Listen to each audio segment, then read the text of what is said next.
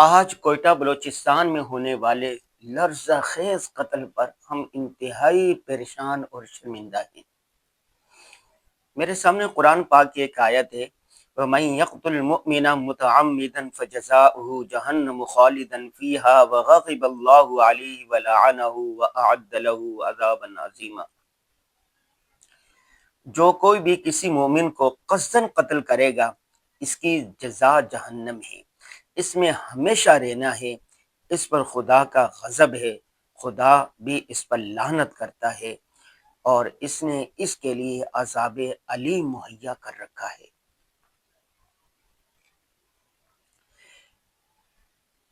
اللہ اکبر۔ جب سے ہم نے یہ پڑھا ہے، دیکھا ہے، اس کی ویڈیو دیکھی ہے کہ پسند کی شادی کرنے پر انتہائی ظالمانہ طریقے سے شادی شدہ جوڑے کو سر عام مجمع کے سامنے فائرنگ کر کے قتل کر دیا گیا۔ اس وحشیانہ، ظالمانہ، لرزا دینے والے قتل، اس جاہلانہ سوچ کی جتنی مذمت کی جائے کم ہے۔ کوئی بھی طبقہ اس کی حمایت نہیں کر سکتا۔ غیرت کے نام پر قتل کیے جانے والے ایسے قتل کا دین اور شریعت سے کسی طور پر تعلق نہیں ہو سکتا۔ جس جرگے نے یہ فیصلہ کیا ہے اور جو اس بہیمانہ عمل میں شریک ہے، ان سب کو انصاف کے کٹہرے میں لانا چاہیے اور سخت ترین سزائیں دینی چاہیے۔ اچھی بات یہ ہے کہ بلوچستان کے وزیر اعلیٰ نے جو بھی اس میں شریک ہے اور جرگے کے ارکان کو گرفتار کرنے کا، فوری طور پر گرفتار کرنے کا آرڈر دے دیا ہے۔ ابھی جب سے یہ خبریں آئی ہیں تو میں اس موضوع پر پڑھ رہا تھا کہ زمانہ جاہلیت سے لے کے آج تک غیرت کے نام پر، ونی کے نام پر کاری کیے جانے والے خواتین کی ایک لمبی فہرست ہے۔ ابھی میں پڑھ رہا تھا تو پتہ چلا رسول اللہ صلی اللہ علیہ وسلم کے دور میں ایک آدمی تھے، صعصع بن ناجیہ، جو بعد میں مسلمان ہو گئے۔ حضرت صعصع بن ناجیہ رضی اللہ تعالیٰ عنہ جب مسلمان ہو گئے تو انہوں نے رسول اللہ صلی اللہ علیہ وسلم کے سامنے زمانے جاہلیت کا عجیب واقعہ بیان کیا۔ وہ واقعہ یہ بیان کیا، وہ کہتے ہیں کہ یا رسول اللہ، ایک مرتبہ میرے اونٹ کھو گئے، اس کی تلاش میں چلتا چلتا جنگل میں پہنچ گیا، تو وہاں پر ایک قبیلہ تھا، تو ان کے پاس وہ اونٹ مل گئے۔ تو میں نے ان کو کہا کہ بھائی یہ میرے اونٹ ہے جو بھاگ کر آپ کے پاس آ گئے، یہ اس کی علامتیں اس وقت تک آئے ہیں۔ تو اس آدمی نے گھر سے جیسے مہمان نوازی کی جاتی ہے، پانی منگوایا، کوئی چیز منگوائی کھانے پینے کی، اتنی دیر میں کسی بچے یا بچی کے رونے کی آواز آئی۔ تو وہ آدمی کہنے لگا کہ اگر یہ لڑکا ہوا تو یہ ہمارے قبیلے کی شان بڑھائے گا، اگر یہ لڑکی ہوئی تو اس کو یہیں پر مار دیا جائے گا، زندہ درکور کر دیا جائے گا۔ صعصع بن ناجیہ کہتے ہیں کہ میں نے اس سے کہا، مجھے بہت افسوس ہوا کہ ایک زندہ نامعصوم جان کو اس طرح مارا جائے گا۔ میں نے اس سے کہا کہ یہ بچی مجھے دے دے، میں لے جاتا ہوں۔ اس نے کہا نہیں، اس کے بدلے میں تم سے کیا مجھے دو گے؟ اور یہ اونٹ میں لوں گا۔ تو انہوں نے 2 اونٹ دیے، تو انہوں نے کہا ہمیں اور بھی چاہیے۔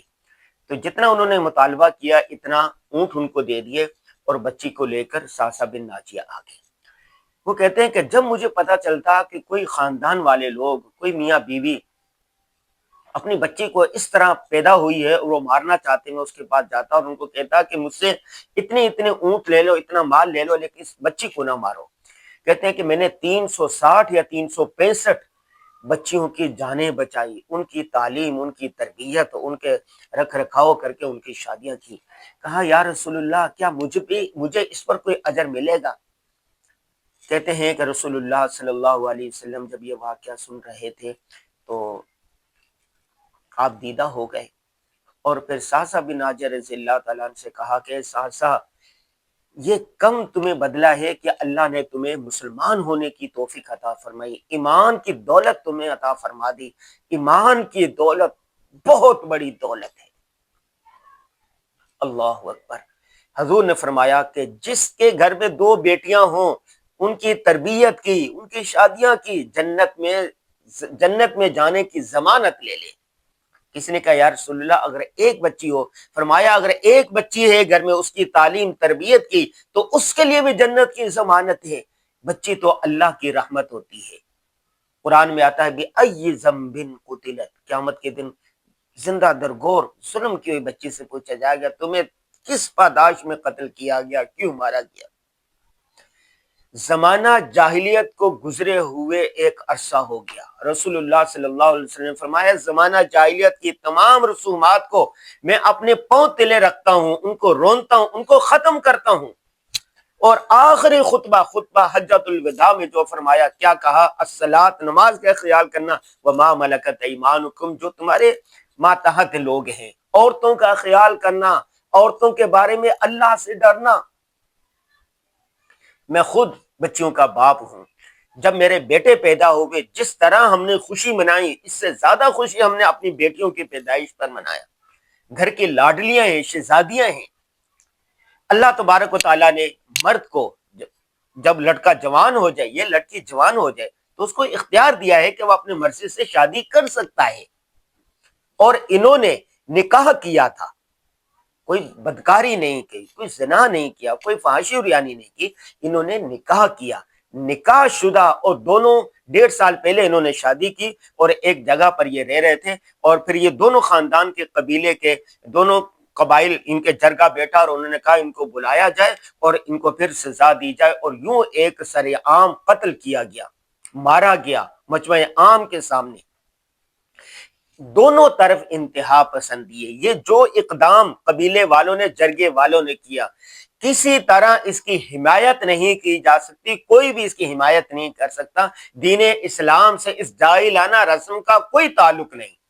دوسری طرف انتہا پسندی یہ ہے کہ وہ ماں باپ جنہوں نے ارمان کے ساتھ بچے کو یا بچی کو پالا ہوتا ہے، بڑا کیا ہوتا ہے، وہ بچی یا بچہ راتوں رات خاندان کی، ماں باپ کی عزت خاک میں ملاتے ہوئے بھاگ جاتا ہے۔ ماں باپ محلے میں، علاقے میں جینے کے قابل نہیں رہتے، لوگ جینے نہیں دیتے، تانا دیتے ہیں۔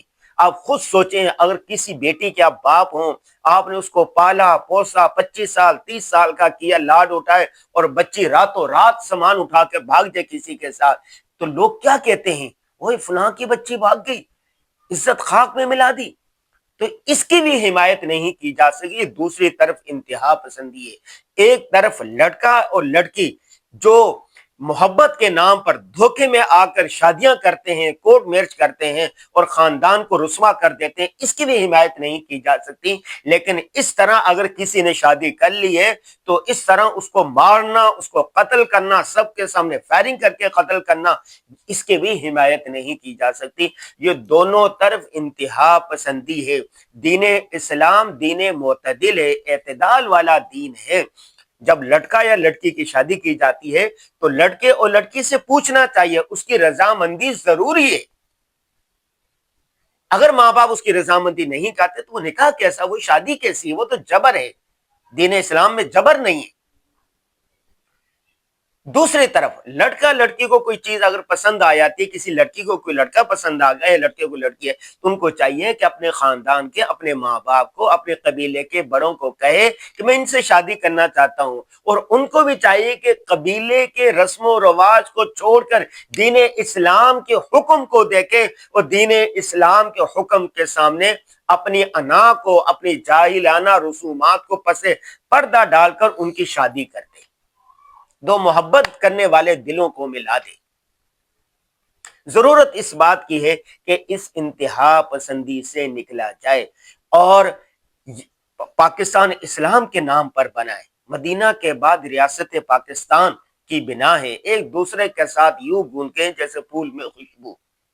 یہاں پر قانون آئین میں قرآن و سنت سب سے برتر ہے، تو قرآن و سنت نے جو حکم دیا ہے، ہم سب کی بقا، ہم سب کی نجات اسی میں ہے کہ اللہ کے رسول صلی اللہ علیہ وسلم کے احکامات کو مانا جائے۔ یہ جو واقعہ ہوا ہے، اس پر جو ملوث ہے ان کو عبرتناک سزا دی جائے، تاکہ سندھ میں کاروکاری ہو یا بلوچستان میں، پورے بلکہ بلوچستان میں، خیبر پختونخوا میں اور علاقوں میں غیرت کے نام پر جو قتل کیا جا رہا ہے اس کے سدباب کیا جائے، اس کے لیے قانون بنائے جائیں، قانون اگر موجود ہے تو اس پر عمل کیا جائے۔ اسی طرح قرآن کے ساتھ شادی اور دوسری چیزیں، ان سب فرسودہ بےہودہ رسومات کو مل ختم کرنا یہ پورے معاشرے کی اجتماعی ذمہ داری ہے، تاکہ ایک صالح معاشرہ وجود میں آئے۔ اللہ تعالی ہم سب کو دین اسلام پر عمل کرنے کی توفیق عطا فرمائے، آمین آمین یا رب العالمین۔